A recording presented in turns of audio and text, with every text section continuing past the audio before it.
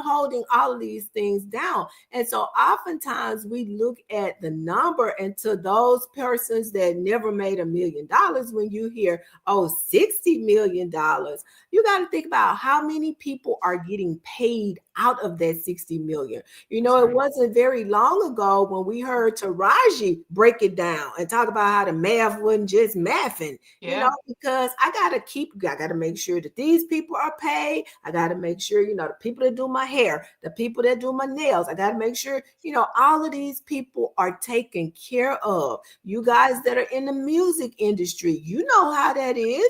You got to make sure the band is paid, the producer is paid, the person that's, you know, handling setting, scheduling the gigs, they're paid. So it really depends. And I don't want us to get caught up in the number, because you hear that and you go like, wow. But then when you think about all the other things that feed into that, and the part we haven't talked about here is, we assume a lot of times that just because these people are celebrities that they know how to manage money.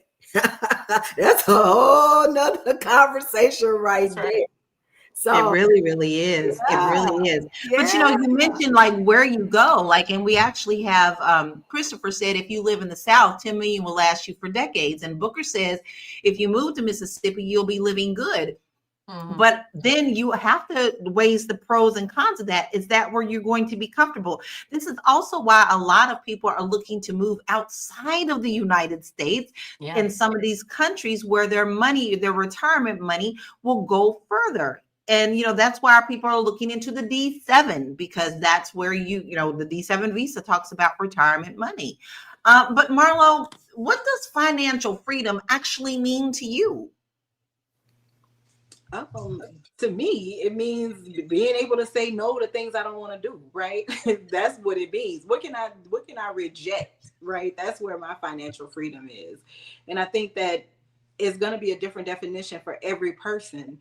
And if you look at Whoopi Goldberg, who was a young mother, her daughter was a young mother, right?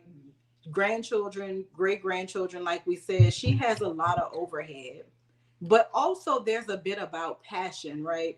And I think that that's something that we're missing.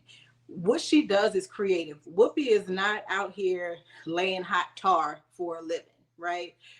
And she is at a place where if somebody asks her to be part of a project, they're going to make sure that she's comfortable on that project, right? You don't bring Whoopi Goldberg onto a project to disrespect her in a way, right?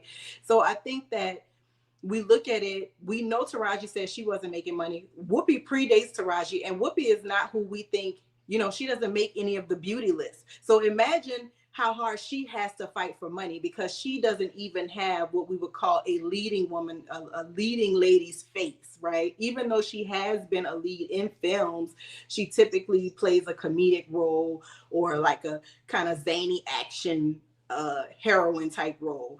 So I think we look at celebrities and we have a wrong idea because we see their work events televised, right? The Grammys are a work event. The Emmys are a work event. The Oscars, the Tonys, those are work events that end up being televised, red carpet, fancy, designer, but a lot of times they aren't paying for that.